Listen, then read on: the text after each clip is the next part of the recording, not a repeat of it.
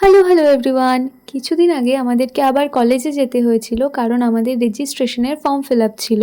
তো আমি তো প্রথম দিনই গিয়েছিলাম। আসলে ২-৩ দিন ধরে সবাই ভাগ, ভাগ করে যাওয়ার কথা ঠিক হয়েছিল। প্রথম দিন গিয়ে দেখলাম খুব কমজনই এসেছে। তো আমি ভাবলাম সেদিন যদি কাজটা হয়ে যায় তাহলে ভালোই হয়, কারণ পরের দিন আবার আমার বাড়ি ফেরার টিকিট কাটা ছিল। বাট যেমন ভাবা তেমনই। আমি জানতাম, মনেই হয়েছিল সেদিন কাজটা হবে না, তো হয়নি। পরের দিন আবার সকাল সকাল উঠে রেডি হয়ে গেলাম, আর সেদিন অন্বেষা সিঞ্জিনি সবাই এসেছিল, মানে সেদিন আরও অনেকজন এসেছিল, তো সবাই মিলে গল্প করছিল যেহেতু অনেকদিন পর সবার সাথে দেখা হয়েছে।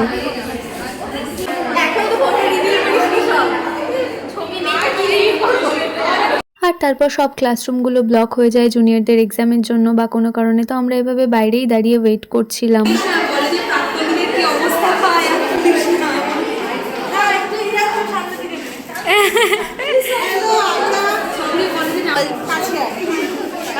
আমরা হচ্ছি কলেজে জর্জরিত, নিষ্পেষিত, নিপীড়িত, নির্যাতিত প্রার্থী, যাদের বসার কোনো জায়গা হয়নি এবং যারা হাপিত্তেশ করে বসে রয়েছে।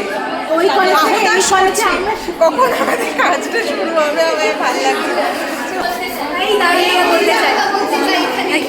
কি বলতে চাস? আমরা যখন কলেজে বসে এসেছিলাম তখনও বসার জায়গা পাইনি। আজকে কলেজের বিল্ডিং আছে, সব আছে, তাও আমাদের বসার জায়গা নেই। আমাদের বসার জায়গা দেখে নাও। আছে তো, এই তো, হ্যাঁ ওই তো সিঁড়ি আছে, সিঁড়িতে বসে থাক। আর আমি তো খেয়ালই করিনি, সবাই আমাকে দেখালো যে কলেজের যে এসএনএ বোর্ডটা আছে, মানে যেখানে সমস্ত প্রোগ্রামের ছবিগুলো লাগানো থাকে, সেখানে ফেয়ারওয়েল ডের ছবিতে আমার ছবিটা লাগানো আছে। আমি তো দেখে খুবই খুশি হয়ে গেলাম। আর এখানে আমাদের সবাই মিলে যে গ্রুপ ছবিটা তোলা হয়েছিল সেটাও আছে।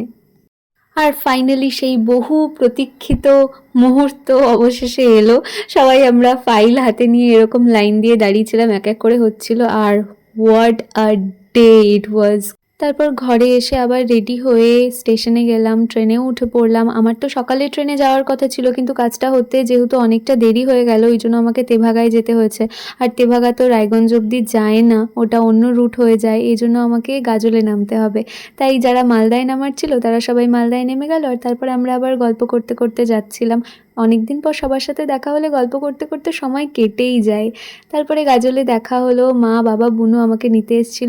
আর বাবা তো দেখা হওয়া মাত্র ট্রলিটা হাত থেকে নিয়ে নেয়, আমাকে আর ক্যারি করতে দেয় না। দাঁড়াও। আর বাবা দেখলাম সিটে এরকম হোয়াইট টাওয়েলগুলো লাগিয়েছে, বেশ ভালোই লাগছিল দেখতে। তারপর আমরা সবাই মিলে রওনা দিলাম, আর মাঝখানে একটা জায়গায় দাঁড়িয়ে চাও খেয়েছিলাম, মানে সেই বাইপাসের ধারেই দাঁড়িয়ে একটা জায়গায় চা খেয়েছিলাম। আর ফাইনালি পৌঁছে গেলাম বাড়িতে। আর আমি গেলেই তো মা সব আমার পছন্দের রান্নাগুলো করে, এবারও তাই করেছিল। তো খুব তৃপ্তি করে খেলাম, আর সেদিন সবাই মিলে একসাথে খেতে বসেছিলাম। So that was it. Okay bye, দেখা হবে আবার নেক্সট মিনি ব্লগে।